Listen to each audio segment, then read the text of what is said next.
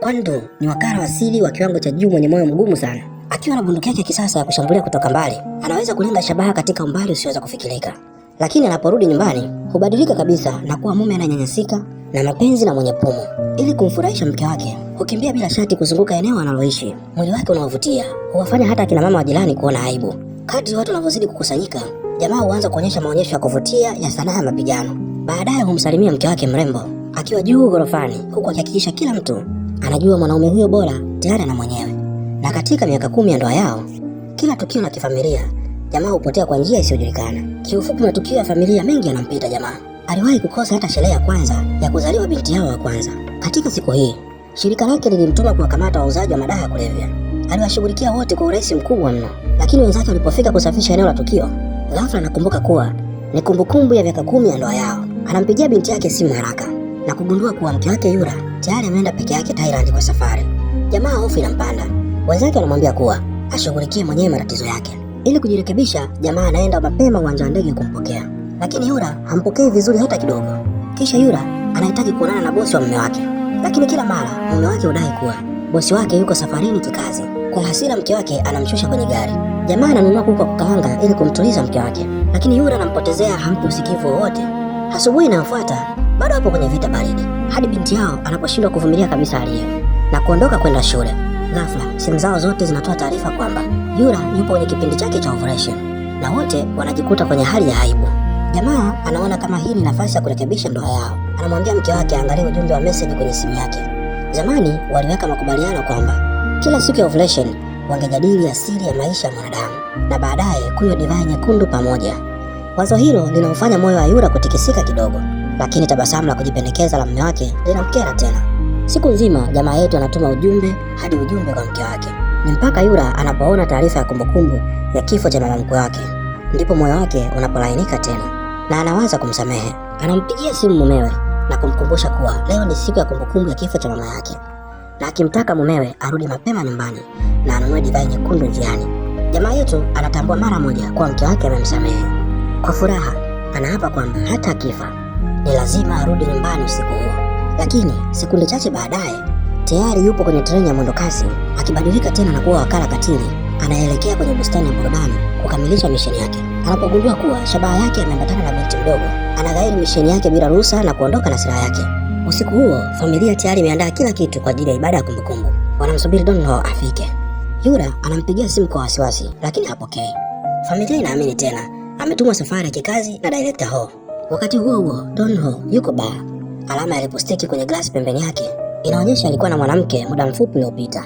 Wakati kila mtu anakaribia kulala, hatimaye jamaa anarudi nyumbani akiwa amechoka. Anabadilisha haraka nguo na kuanza kulalamika kuwa director Ho hana huruma kwa kumtuma safari ya kazi siku muhimu kama hiyo. Lakini Yura amechoshwa na visingizio vyake. Ghafla simu ya mume wake inaita tena. Ni director Ho. Baada ya kufikiri kwa muda, Yura anakata simu na kutuma ujumbe akimwambia director Ho aje nyumbani. Muda mfupi baadaye ibada ya kumbukumbu inaanza.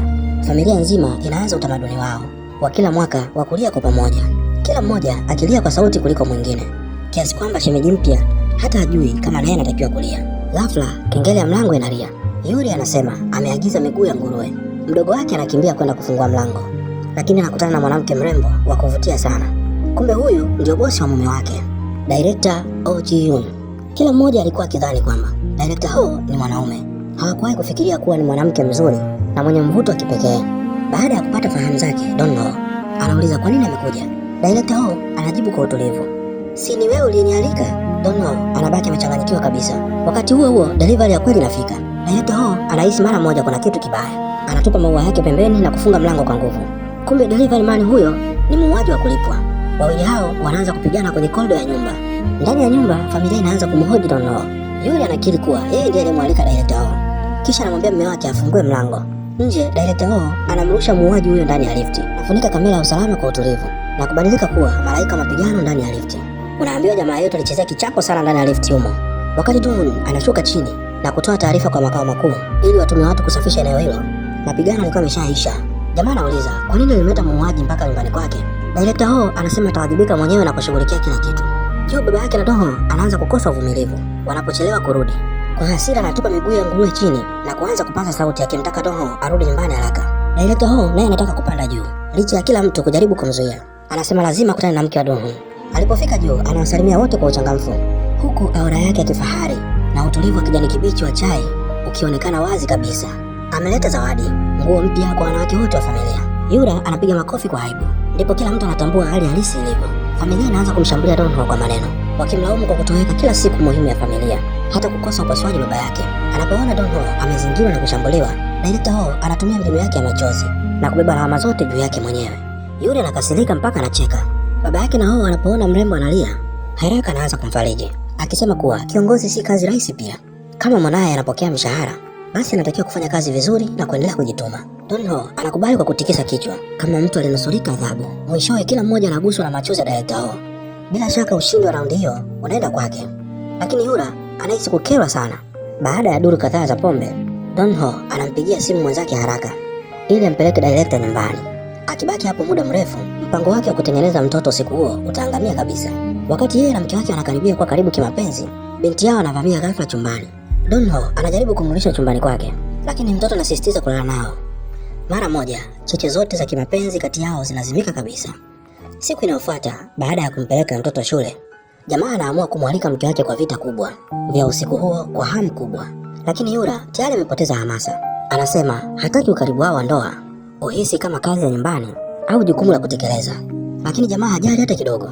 Anaeleza tamaa zake kama mbwa aliyepagawa na mapenzi. Ingawa anatumia maneno ya kishairi sana, wazazi wengine waliopo karibu wanaweza siwaelewe. Jamaa yetu kakomaa kinoma. Anaonyesha hata maonyesho ya hadharani ya kupiga makofi kwa ajili ya mapenzi, jambo linalomwaibisha Yura kiasi kwamba hana namna zaidi ya kukubali kwa kichwa.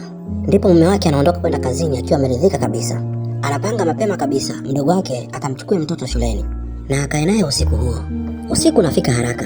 Jamaa anakimbilia kefu ya Yura na kumkuta bado anafanya kazi. Jamaa yetu bila kusema neno lolote anamsaidia kufunga biashara na kumpeleka nyumbani. Lakini anapombeba Yura kwa furaha kuelekea ndani, anaganda ghafla, maana familia nzima iko pale. Kumbe maji yamekatika kwenye apartment ya baba yake. Mdogo wake anasema televisheni yao imeharibika na wanahitaji kulala hapo ili waweze kushangilia timu yao ya taifa ya Korea kwenye mechi ya mpira. Mimi sio. Naye anasisitiza familia nzima ilale pale chini usiku huo. Kwa mara nyingine tena, mpango wa kutengeneza mtoto tena unaingia moshi. Hata hivyo, jamaa bado hajakata tamaa. Anamtumia ujumbe mke wake akisema aweke nafasi hotelini kwa usiku unaofuata. Yura hana jinsi zaidi ya kukubali. Siku inayofuata, shirika linampa mshikaji mission mpya. Anafika kwenye uwanja wa tenis unaotembelewa mara kwa mara na shabaha yake na kuanza kutafuta eneo zuri atakalomdungulia. Hatimaye anachagua hoteli ya mbali. Na kwa bahati nzuri, hiyo ndiyo hoteli aliyopanga kukutana na mke wake usiku huo. Kwa kutumia darubini, anaiona shabaha yake. Anatoboa shimo dogo kwenye kioo, anakusanya silaha yake ya thamani, ananyanyua bunduki, analenga, akivuta trigger kwa mwendo mmoja laini, akimaliza mauaji hayo kwa urahisi mkubwa. Wakati huo huo, Yura anatoka kazini mapema na kuelekea hoteli waliokubaliana. Bila kutarajia, anamuona Director Ho kwenye lobby ya hoteli. Mbegu ya mashaka inapanda mara moja moyoni mwake. Anataka kwenda kumuuliza maelezo, lakini amechelewa sekunde chache na anaweza tu kutazama Director Ho akiingia kwenye lifti. Ndani ya chumba cha Don Ho, ametapanya petali za waridi kila mahali. Kengele ya mlango inapolia, anakimbia kwa hamu kubwa kufungua mlango, lakini anakutana na Director Ho. Akiona mavazi yake ya kuvutia sana, Director Ho anauliza kama anakutana na mke wake. Don Ho anajibu kuwa hana muda mwingi. Shirika limetoa mission ya dharura na shabaha itaondoka nchini ndani ya siku 3. Hivyo target hiyo ni lazima auawe haraka iwezekanavyo. Taarifa zinaonyesha kuwa mwanaume huyo anahusika na biashara ya kimataifa ya usafirishaji haramu wa binadamu, hasa watoto. Wakati huo huo, Yura anafika mlangoni mwa chumba. Badala ya kubisha, anafungua kimya kwa kutumia keycard. Ndani anawasikiliza wawili hao wakizungumza kwa msisimko mkubwa. Kila kitu kinaonekana kusambaratika. Mume wake anajaribu kueleza kwa haraka, akimwambia asielewe vibaya. Anapoona machozi yakianza kujikusanya machoni mwa Yura, anamwomba director wake naye aseme kitu. Lakini Director Ho anabaki ameduaa kwa muda. Hajui aseme uongo gani ili kuficha utambulisho wao asili. Bila hata kutarajia, Yura ndiye aliyesema kwanza. Alimwalika Director Ho washuke chini wakanywe pombe pamoja. Wakiwa mezani, hakuna anayesema chochote. Wanawake hao wawili wanaendelea kunywa glasi baada ya glasi hadi Director Ho anafikia kiwango cha kushindwa kabisa kuendelea kunywa na kuuliza hali hiyo itaendelea mpaka lini. Hatimaye anaeleza kuwa yeye na mume wake ni wafanyakazi tu, hakuna kinachoendelea. Yura anashika glasi yake na kummwagia pombe. Director anataka kujibu kwa ukali lakini anajizuia. Yura anakunywa tena pombe nyingine kabla ya kusema kile kilichokuwa kinamsumbua moyoni mwake muda wote. Anamwambia Director Ho kwamba amchukue mume wake, lakini haruhusiwi kuchukua watoto wake pamoja naye. Director Ho anaona maneno haya yanachekesha kidogo na anaamua kumtania. Kwa makusudi anasema, kweli Don Ho ni mwanaume wa kuvutia sana.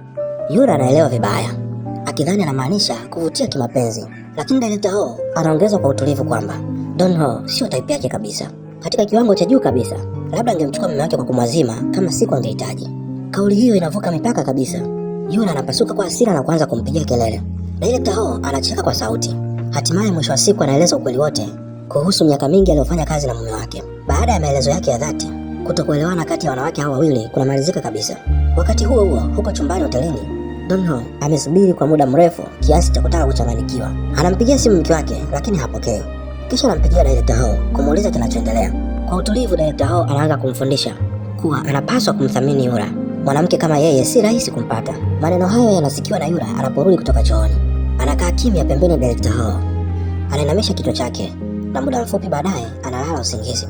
Siku inayofuata akiwa kwenye mission, jamaa yetu Don Ho anapokea simu kutoka kwa mke wake. Kwa mshangao wake mkubwa, Yura anaongea kwa sauti laini na yenye mvuto, akidokeza kuwa anataka arudi nyumbani mapema usiku huo ili wanywe waini nyekundu pamoja. Mara moja Don Ho anaelewa maana yake. Mara tu baada ya kukata simu, shabaha yake inaonekana kwenye mgahawa ikiwa na watoto. Don Ho anawafuata mpaka kanisani. Kumbe mtu anayetakiwa kumuua ni padri. Jamaa anakodi chumba hotelini karibu na eneo hilo. Jamaa anaitoa silaha yake na kuikusanya kwa umakini mkubwa na analenga kanisa kupitia dirisha. Sekunde chache kabla hajavuta trigger, msichana mdogo anatokea ghafla. Jamaa anasimamisha operation papo hapo. Hataki mtoto ashuhudie tukio la damu namna hiyo. Lakini baada ya mtoto kuondoka, anarudisha bunduki yake kwenye target.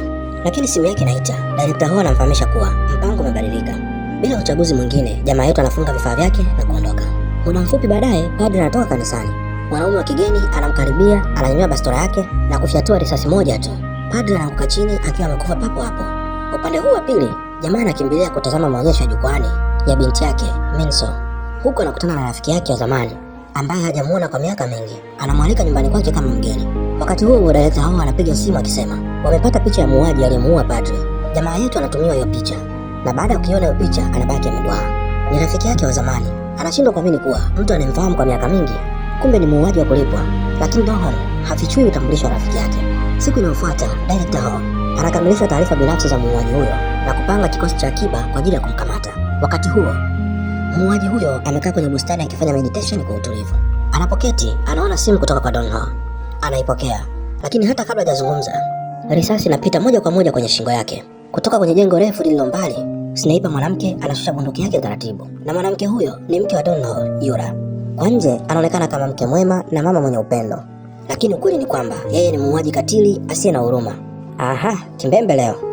Risasi maalum inakatisha maisha ya mshikaji wetu mara moja. Baada ya hapo, Yura anarudi kwa utulivu supermarket na kununua viungo vya chakula cha jioni, akirejea kwenye maisha ya kawaida ya mama wa nyumbani. Kumbe wakati John alipotembelea nyumba yao awali, aliwapa taa maalum ya mezani kama zawadi. Lakini taa hiyo inapowashwa, maandishi fulani yanaonekana na kuamsha kumbukumbu za kipindi cha giza kutoka kwenye utoto wa Yura. Kumbe kwa bahati mbaya, baadaye anagundua nembo kwenye mwili wa John. Ilikuwa ni alama ya shirika la wapiganaji. Macho ya Yura ghafla yanabadilika kuwa ya baridi na ya kutisha. Anaamua kuangamiza wote wanaotishia familia yake. Director Ho anakuja kuchunguza mwili wa John. Tundu la risasi kwenye shingo yake linamshangaza sana. Hii ni kazi ya silaha inayotumiwa na muuaji wa kiwango cha juu. Don Ho anauliza ni nani aliyemuua rafiki yake, lakini Director Ho anakataa kusema chochote na kumwamuru asiingilie swala hilo kabisa. Hisia za mshikaji zinamwambia wazi kuwa muuaji huyo ni mtaalamu wa kiwango cha juu sana. Anawasiliana na idara yake ya ujasusi kuomba faili kamili la John, lakini siku inayofuata anashangaa kupokea taarifa za mtu mwingine kabisa. Mshikaji akiwa amechanganyikiwa, anaenda makao makuu kuuliza kilichokuwa kimetokea. Anaambiwa tu kwamba alikuwa akifuata maagizo. Moyoni mwake anajua kuwa Director Ho ndiye alikuwa anahusika na kila kitu, lakini kama wakala wa kitaalamu anaamua kuanza kuzingatia kukamilisha misheni yake. Baada ya siku kadhaa za ufuatiliaji, anagundua kuwa wakili aliyelengwa hupanda basi kila siku na hushuka kituo cha mwisho kila mara. Jamaa anaanza kutafuta eneo nzuri atakalotumia kumlengea. Wakati huo anampigia Yura simu na kumwambia atachelewa kurudi nyumbani, hivyo ale chakula peke yake. Kwa bahati mbaya, Yura naye bado na mambo yake ya siri ambayo anahitaji kuyashughulikia. Wakati huo Director Ho anafika kwenye hoteli aliyowahi kukaa John. Ripoti za kijasusi zinaonyesha kuwa wauaji wa shirika la Warrior huwa wanabeba simu ya ziada ya siri kila wakati, lakini licha ya kutafuta kila kona, simu hiyo haikupatikana. Director Ho anaamuru picha za CCTV kamera zichukuliwe kwa uchunguzi. Wanapozicheza tena, mtu mwenye kutia shaka anaonekana. Kumbe Yura alikuwa amefika mapema kabla yao na kuchukua simu hiyo. Director Ho anagundua pia sanduku la siri limechezewa. Mara moja anatambua kuwa huu lazima uwe mpango wa Don Ho. Anampigia simu Yura na kusema angependa kuja kunywa chai nyumbani kwake. Wakati huo Don Ho yupo kwenye eneo la kuvizia akiitengeneza vyema bunduki yake, akisubiri wakili huyo aonekane. Hatimaye anamwona, ana lock target na kulenga vizuri, lakini wakili huyo anahisi kuna kitu kibaya. Don Ho anavuta trigger mara moja, risasi inapasua kioo na kumlenga shabaha, lakini mshikaji anahisi kuna jambo halipo sawa. Anaamua kwenda mwenyewe kuhakikisha kama amekufa. Anapofika anagundua mambo si marahisi kiasi hicho. Wawili hao wanaanza kupigana kwa ukali mkubwa bila kujali sheria yoyote ya heshima. Wakili huyo anatoa kisu na kumchoma mshikaji tumboni, kisha anatumia vurugu hiyo kutoroka. Wakati huo huo, Director Ho anafika mlangoni kwa nyumba ya Yura. Yura anapokaribia kufungua mlango, simu ya Jang inaanza kuita ghafla. Bila kujua hatari iliyopo, mtoto wake anapokea simu hiyo, na mtu alipiga simu anamtaja Yura moja kwa moja. Hakuna anaenda kufungua mlango. Director Ho anaanza kushuku mara moja. Wakati huo anapokea taarifa kuwa mission ya Don Ho imefeli, hivyo anakimbilia eneo lake haraka.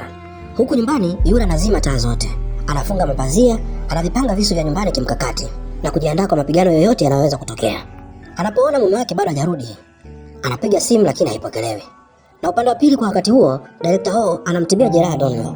Don Ho anauliza utambulisho halisi wa John ulikuwa ni nani, lakini bosi wake anakwepa swali hilo na badala yake anauliza hali ya target ile mwanasheria ikoje kwa sasa. Anaposikia kuwa target huyo anaitwa The Lawyer, uso wake unabadilika kidogo. Don Ho anatambua mara moja kuwa kuna siri bosi wake anaificha. Director Ho anapokea taarifa ya dharura. Kabla hajaondoka, anamwonya Don Ho asiingilie kabisa mambo yanayohusiana na The Lawyer pamoja na tatu hiyo. Siku inayofuata, Don Ho anaingia kwa siri nyumbani kwa wakili huyo. Bila yeye kujua, wakili huyo alikuwa amejificha kizani akimsubiria. Don Ho anarudi kwenye parking ya chini ya apartment yao. Anapotoka tu kwenye gari, ghafla bunduki inawekwa kichwani mwake. Ni The Lawyer. Anamlazimisha Don Ho kurudi ndani ya gari na kudai kujua sanduku la siri lilipo. Don Ho anatambua kuwa sanduku hilo lazima itakuwa na kitu muhimu sana. Anaanza kumchanganya kwa mazungumzo, kisha kwa kasi ajabu anamshambulia na kumdhibiti. Ngome inazidi kunoga. Kwenye lango la kutokea, familia ya Don Ho ipo inamsubiri waende kusherehekea birthday ya baba yao, lakini bila kutarajia Don Ho anawapuuza kabisa na kuondoka kwa gari, akiwaacha wote wamesimama kwa mshangao. Don Ho anamfunga wakili huyo na kuanza kumhoji kikatili. Baada ya mateso makali, hatimaye wakili huyo anatoa password ya sanduku la siri. Ndani yake, mshikaji anakuta orodha ya majina ya watu wanaotakiwa kuuawa. Na kwa mshangao mkubwa, mtu anayetoa maagizo ya mauaji hayo ni Director Ho mwenyewe. Baada ya shinikizo zaidi, wakili huyo anakiri kuwa mtu ambaye Director Ho anahitaji auawe anaitwa Shaoma. Don Ho anaenda kumkabili Director Ho moja kwa moja akihitaji majibu, lakini Director anabaki makini sana na hafunguki. Anaporudi tena kwa wakili huyo, anakuta tayari ameuawa ili anyamazishwe. Mshikaji wetu bila kujua, Director Ho ndo alikuwa ameagiza uawe. Don Ho anapofungua nguo za mwili wake, anagundua kuwa hakuna tatuu yoyote. Akiwa hana chaguo lingine, anakimbilia kwenye sherehe ya siku ya kuzaliwa ya baba yake. Familia ilikuwa inakunywa kwa muda mfupi kwa furaha kabla Don Ho kuwapeleka nyumbani. Baadaye akiwa chini parking, akakumbuka kuwa amesahau simu yake kwenye gari na akaifuata kuichukua. Wakati huo Yura anampeleka mtoto wao ghorofani, lakini mlangoni anakutana na mgeni asiyetarajiwa. Mwanaume huyo ni muuaji aliyefundishwa pamoja na Yura ndani ya shirika lao. Ukisikia kisanga, hapa kisanga kimeanza. Zamani alikuwa na hisia za kimapenzi kwake, lakini Yura hakuwahi kumwonea huruma. Katika dunia yao, mmoja lazima auawe mwenzake ili aishi. Kovu lililopo usoni mwa mwanaume huyo aliachiwa na Yura mwenyewe. Anaanza kumsogelea hatua kwa hatua. Ghafla milango ya lift inafunguka. Hisia za Don Ho kama agent zinamwonya mara moja kuwa kuna hatari. Anamshika Taejo kwa nguvu na kumbamiza ukutani akitaka kujua yeye ni nani. Yura akiwa na hofu kwa siri yake itafichuka, anakimbia haraka kumzuia mume wake, lakini Don Ho bado hamwachii. Ndipo Taejo anaanza kupiga kelele, mke wa muuaji, mke wa muuaji! Wote Yura na Don Ho wanaganda kwa mshtuko. Don Ho anajua kuwa kuna kutokuelewana. Haraka anakumbatia Taejo kwa nguvu, anajifanya kuchekacheka pale na kumkaribisha ndani kama mgeni wa kawaida. Juu ndani ya nyumba, Yura anamtazama Taejo kwa macho ya kumuua. Baada ya kila mtu kulala, Yura anaenda chumbani kwa Taejo akiwa ameshika kalamu kama silaha, akimwonya kuwa aiache familia yake kwa amani na aondoke. Taejo anamwambia hakuja kuleta matatizo, ili mradi tu Yura amalize mission ambayo John aliacha kabla hajafa. Hapo familia yake haitaguswa. Yura anabaki kwenye mgogoro wa ndani. Mapema asubuhi inayofuata, Taejo anapokea simu kutoka kwa watu wake na kujiandaa kuondoka kimya kimya, lakini anapofungua mlango tu anakutana na familia ya Don Ho ikimsubiri. Kumbe walimwandalia hafla ya kumkaribisha pamoja na kifungua kinywa kikubwa cha kifahari. Baba mzee hata namlisha chakula mwenyewe kwa mikono. Upendo wa familia hiyo unamchanganya kabisa. Wanaanza kunywa pombe kwa staili ya kuvukisha mikono ili kuimarisha urafiki. kisha wanamvuta moja kwa moja kutengeneza kimchi pamoja. Mdogo wake anaenda kununua nyama na Taejo. Yura anasisitiza kwenda pamoja nao, lakini wakati huo mama anajikata na kisu jikoni. Yura hana chaguo zaidi ya kubaki nyuma kumtibia jeraha hilo, huku akizidi kuwa na wasiwasi ndani ya moyo wake. Baada ya kumaliza kununua nyama, mdogo Dunho anapokea simu ya dharura na kuondoka haraka, huku akimpa Taejo password ya mlangoni bila kujali sana. Taejo anaporudi nyumbani anakuta hakuna mtu. Anaweka nyama kwenye friji, anavaa apron na gloves, kisha anaendelea kutengeneza kimchi. Kwa muda mfupi, karibu asahau nini ambacho kilimleta hapo, lakini ghafla anakumbuka kuwa yeye ndiye mfalme wa wauaji. Kama mtu yeyote angeweza kumwona katika hali hiyo, angechekwa hadi kufa. Jioni hiyo, Yura anarudi nyumbani. Anagundua kuwa mume wake pamoja na binti yake bado hawajarudi. Anapiga simu kuuliza, ndipo anapogundua kuwa mume wake alimwambia Taejo amchukue mtoto shuleni. Yura anapaniki vibaya, anakimbia nje haraka, na muda mfupi baadaye anamwona Taejo akirudi na binti yake. Yura anamlaza mwanae kwa upole, anawasha redio ili sauti yoyote isimwamshe, kisha anachukua bisibisi akiwa na uso wa kuua na moja kwa moja kuelekea chumbani kwa Taejo. Ndani ya chumba, Taejo anatabasamu taratibu akiangalia mchoro ambao Minso ameuchora kama zawadi. Yura anaingia kwa nguvu na kumshambulia, lakini miaka mingi ya maisha ya kawaida kama mama nyumbani, uwezo wake wa mapigano umeshuka. Taejo anatupa business card mezani, au awe muuaji aliyestaafu anayeitwa Butterfly. Yura hana chaguo lingine, kwa ajili ya familia yake anakubali. Wakati huo huo, Dono anafichua utambulisho wa Butterfly na kugundua kuwa Director Ho aliwahi kufundishwa na shirika la Warrior, huku Butterfly akiwa mentor wake. Ili kufanya operesheni yake iwe siri, Yura anatoa pesa yake ya mfukoni na kuituma familia nzima nje ya mji, lakini mume wake analazimika kubaki kwa sababu za kikazi. Yura anaanza kumfuatilia Butterfly kwa siri, akichunguza ratiba zake za kila siku na kutafuta eneo bora la kumuua. Usiku huo huo anaingia kisiri ndani ya nyumba ya Butterfly na kutoa risasi yake maalum. Butterfly anapoiona alama ya kipekee iliyochongwa kwenye risasi hiyo, mara moja anamtambua Yura kama wanafunzi wake wa zamani, Agent 27. Yura anamwambia, kesho utakufa isipokuwa uondoke usiku huu, lakini Butterfly anakataa kuondoka. Hataki kuiacha familia yake nyuma. Maneno hayo yanamgusa sana Yura. Usiku huo kila akijaribu kulala hashiki usingizi hata kidogo. Anapapasa uso wa mume wake kwa upole na hofu ya siku ambayo familia yake itagundua kuwa yeye ni nani hasa. Asubuhi na mapema, Butterfly anaingia kwenye gala la Director Ho na kusema, Agent 27 alimtembelea. Director Ho anabaki ameshangaa, akikumbuka msichana yule baridi na mkatili wa zamani kutoka kwenye shirika lao. Baadaye, Butterfly anasimama nje ya shule akimsubiri binti yake atoke. Ghafla, anapigwa na risasi. Kutoka mbali, Donho anashuhudia tukio hilo kwa mshangao mkubwa kwa sababu hakufyatua risasi hiyo. Mara moja anaanza kuchunguza majengo mengine ili kutafuta sniper mwingine. Ni kama anaona mtu anayemfahamu. Anapolenga vizuri kupitia scope yake, anagundua ni mke wake, Yura. Wakati huo huo, Yura anatambua kuwa sniper mwingine anayemwangalia ni mume wake, ambaye siku zote alikuwa anamuona kama mtu wa kawaida. Wawili hao wakatazamana kwa mshangao usioelezeka. Yura anakimbia mara moja, anakusanya silaha yake na kuondoka. Donho naye anakimbia kuelekea jengo la upande wa pili, akitaka kuthibitisha kuwa kama kweli alikuwa ni yeye. Lakini alipofika, tayari alikuwa amechelewa. Yura alikuwa ameondoka kitambo. Yura tayari yuko ndani ya gari ya Taejo wakikimbia kwa kasi. Simu yake inaendelea kuita, ni mume wake anapiga, lakini hana ujasiri wa kupokea. Wanapofika mafichoni mwa Taejo, anatupa mezani picha nyingi na kufichua ukweli. Mtu aliyewaua watoto kipindi kile cha zamani si mwingine bali alikuwa ni Director Ho. Kusikia habari hizo, Yura akabaki ameduaa. Miaka iliyopita, Korea ilikuwa imejaa majasusi wa kigeni. Serikali ikaamua kuunda shirika la siri la kuwawinda maadui. Waliteka watoto yatima kutoka kote nchini na kuwafundisha kikatili kama mashine za kuua. Wale ambao walikuwa ni dhaifu waliuawa kimya kimya. Kila siku ilikuwa ni mafunzo ya kuishi na kuwajaza sumu vichwani mwao. Baadaye sasa, serikali mpya ilipoingia madarakani, shirika hilo likaamuliwa kuvunjwa. Wanachama wake wakaanza kuwindwa mmoja baada ya mwingine na kuwaua kikatili sana. Mwisho wa siku akatokea mtu mmoja aliyekuwa na huruma, aliwasaidia Taejo na Yura kutoroka. Baada ya kukua, Taejo alirudi kulipiza kisasi. Ndiyo maana alimtafuta Yura na kumwambia target inayofuata ni Director Ho. Kabla hajaondoka, anampa faili nyingi na kumwambia angalie ili kufahamu utambulisho wa kweli wa mume wake. Wakati huo Donho anachunguza engo ya risasi na anagundua kuwa risasi iliyomuua Butterfly haikutoka upande aliokuwa amekaa Yura hata kidogo. Muuaji halisi alikuwa sehemu nyingine. Wakati huo huo anapokea ujumbe kutoka kwa makao makuu. Kwenye orodha ya watu wanaotakiwa kuuawa yupo binamu wa mke wake. Kwa upande mwingine, Yura anasita kufungua faili la mume wake. Mama anawaza nini atakikuta humo, lakini mwisho siku hawezi kujizuia. Alipofungua faili hilo, ukweli wote unawekwa wazi. Mume wake asiye na maana kumbe ni wakala wa serikali, anafanya kazi katika taasisi ya kiserikali. Mahali pengine, Taejo anapokea ujumbe kutoka kwa msichana mdogo aliyewahi kumlinda zamani. Anapokumbuka tabasamu lake la utundu, hata mfalme wa wauaji anajikuta kitabasamu. Donho anarudi nyumbani kama kawaida na anamkuta Yura anapika kwa utulivu kama vile hakuna kilichotokea. Kwa muda mfupi, hakuna anayejua jinsi ya kumwangalia mwenzie. Hata binti yao anahisi kuna kitu kibaya kati ya wazazi wake. Asubuhi inayofuata, Donho anagundua kuwa Yura ameenda kwenye hafla inayohusiana na Director Ho. Kwa wakati huu wawili hao wanaonekana kuwa karibu sana. Kabla ya kuondoka, Yura anamwambia Director Ho kuwa tayari anajua mume wake anafanya kazi kwa ajili ya serikali. Kisha anaacha maneno ya ajabu yenye mafumbo. Director Ho anachanganyikiwa kabisa.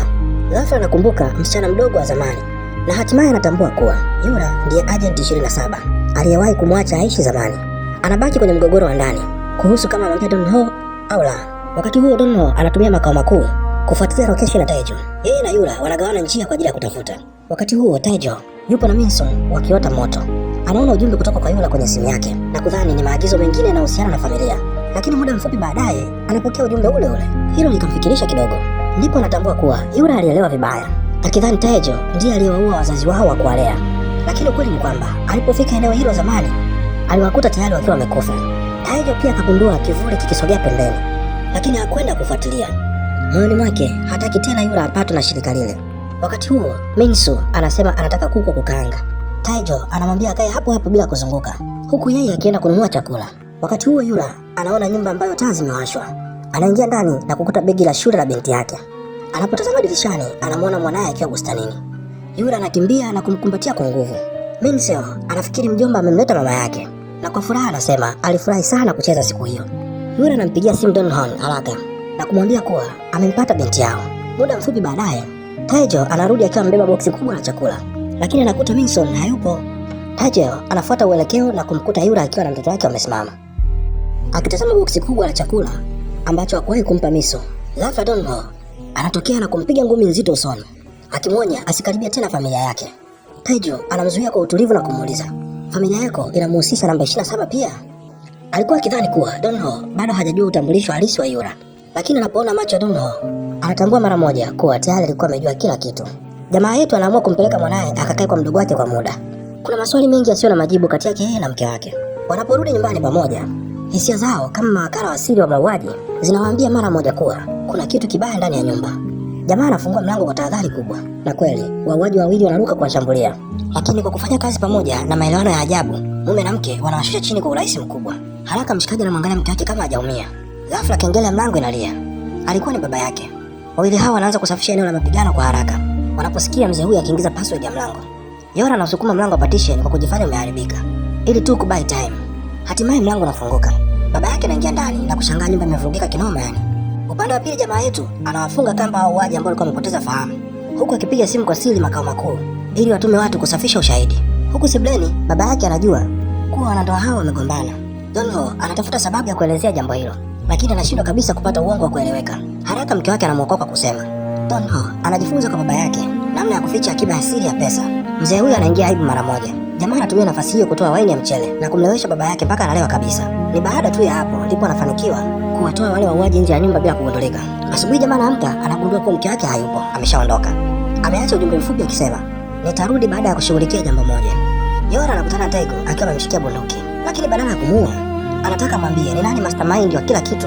Wakati huo huo, Yora anapokea amri mpya, amuue waziri Ho. Katika eneo lililopangwa kwa operation hiyo, mkurugenzi wa National Intelligence Service pamoja na waziri Ho wote wanaonekana.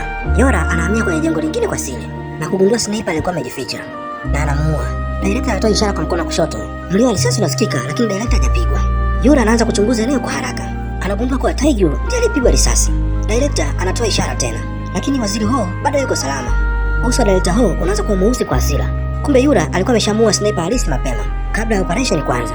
Akiwa na hasira kali, mkurugenzi anatoa bunduki yake mwenyewe na kuanza kumpiga mfululizo risasi waziri Ho. Yura anarudisha mashambulizi mara moja, lakini mkurugenzi anafanikiwa kuondoka. Kwa bahati nzuri waziri Ho alikuwa amevaa bulletproof, hivyo anaumia mkono pekee na kunusurika. Yura anampeleka nyumbani na kutibu jeraha lake. Wakati huo huo, Taeju anajitibu jeraha lake mwenyewe peke yake.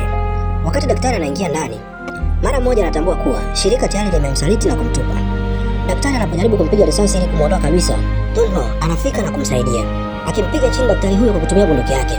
Taito anamwonya Donho kuwa Yura yuko kwenye hatari kubwa kwa sababu target ya mwisho wa muungano huo ni Yura mwenyewe.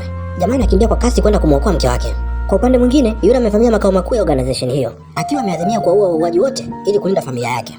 Lakini akiwa katikati ya mapigano anatambua jambo la kushangaza. Watu wanaopigana nao ni marafiki wa mume wake kutoka kazini. Kabla hata hawajaelewana vizuri, kikosi kingine chenye silaha nzito kinavamia na kufyatua risasi kila upande. Wakiwa watatu wamevamiwa, Yura na wenzake wanakaribia kushindwa. Ghafla mume wake anawasili. Mume na mke wanapigana tena kwa ushirikiano mkali. Hatimaye wanamaliza washambuliaji wote. Siku inayofuata jamaa anaenda kumkabili Director Ho na anagundua kuwa shambulio lote lilikuwa limepangwa na Director. Akiwa amejaa hasira, anaamua kumaliza kila kitu kwa mikono yake mwenyewe. Mahali pengine, Tego ameenda kimya kimya kwenye shule ya Minseo. Anataka kumuona mara moja tu kabla ya kuondoka milele. Minseo anamtambua mara moja. Kutoka mbali, Yura anaangalia lakini hawaingilii. Kwa msaada wa Minseo, Tego na Yura hatimaye wanaondoa kutokuelewana kwa miaka mingi kuhusu yaliyotokea zamani. Baadaye, Dunho anagundua kuwa Director amefuta ratiba zake zote za kuonekana hadharani. Akiwa analindwa na watu wenye nguvu serikalini, anatoroshwa kwa siri kupitia njia ya maji kuelekea Thailand. Dunho anamuwahi bandarini, lakini anachokutana nacho ni mmoja wa watu wa mkurugenzi ambaye anamwonyesha picha za familia yake kama tishio. Dunho analazimika kuchagua uchaguzi mgumu. Kwa ajili ya usalama wa familia yake, anaamua kuachana na kila kitu. Baada ya vurugu zote, Dunho anaacha kazi yake rasmi. Yeye na Yura wanafungua mgahawa pamoja. Baadaye wanarudi Thailand kutoa heshima kwa wazazi wa kuolewa Yura. Usiku huo wanakaa kimya ndani ya ule mgahawa waliokutana kwa mara ya kwanza, taratibu wakikumbuka utamu wa mapenzi yao ya kwanza.